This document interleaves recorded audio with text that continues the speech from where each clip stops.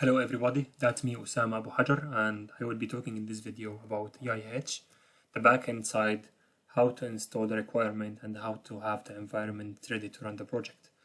So back to the main folder of project EIH on GitHub, I do have the body detect, which is the backend folder. So you go into it, then you have the whole structure of the project and you have description about each part of the project, how to run. In previous videos, I described how to collaborate the sensors, how to get them, how to connect them, and how to have them ready to use. Since we have the hardware ready, we could read the instructions and we could follow, or you could follow with me on this video. So I do have my own Raspberry Pi running on the VNC viewer. So I have the Raspberry Pi running and I do control it remotely. So to get the project, we have to clone the project from GitHub. So we could get cloned in the project link. I have it already cloned for time saving. So if we go cd for year or year 4, then project EIH, I do save the folder here. If I check the folder, so I do have exactly what we got, the Raspberry Pi front end and the back end. If I move to the back end folder, so now I do have the same structure on GitHub. So I described the structure on GitHub, so you could reference to it to read what each folder has.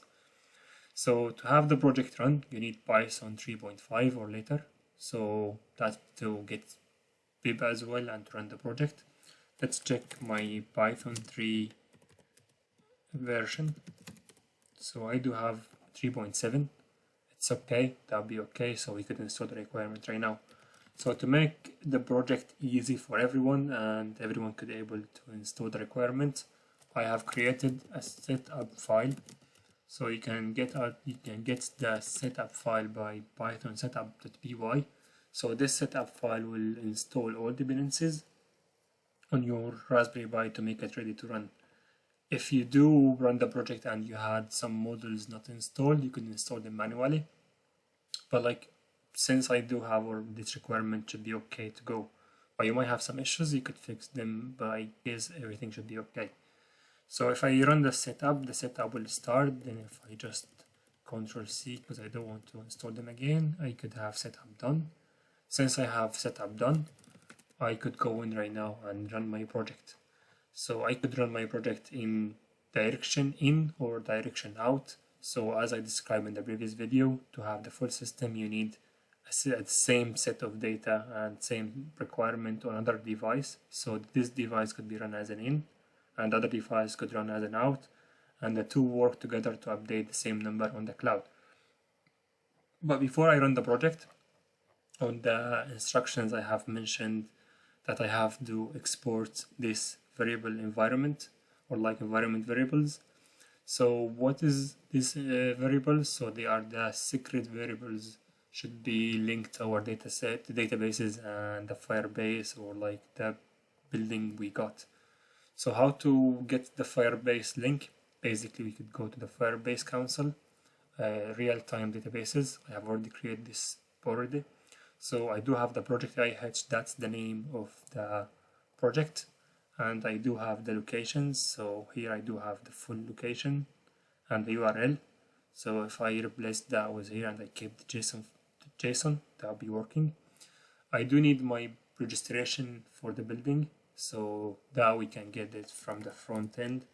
I will do another video about how to add building and how to get all of this, but since we register, we can reference to, let's say, IT Carlo, and that's the building ID. So this key will establish the connection between the front end side and the back end side and will create the update and all the things. Device ID, I do recommend to call this one by Mac ID, then dash IT Carlo or whatever. So that's creates a good acknowledgement for the technician people at maintenance time to know what device is broken. Project API key, we can get that from the console as well for the Firebase from the settings.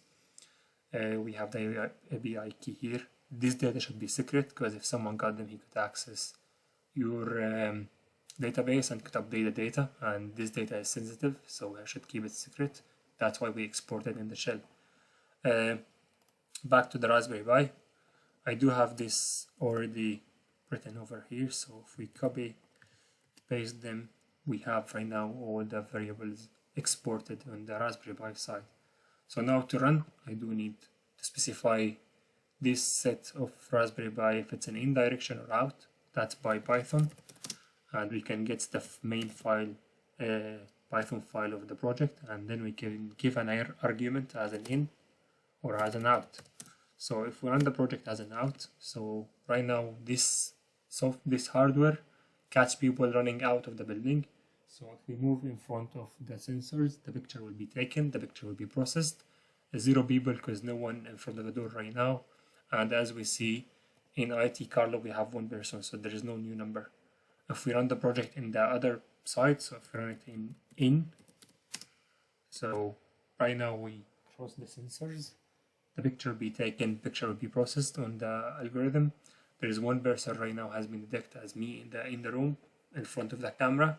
So the number right now, if we refresh the page, it will be 2. So it has been incremented from 1 to 2. So that's how we link the project from in and out. So if the 2 files running together, we could catch people loop out and in. Watch the other videos for other like updates and other instructions about how to do the calibration, how to set up the front end and all this stuff. And if you have any questions, back to me at any time. Thank you.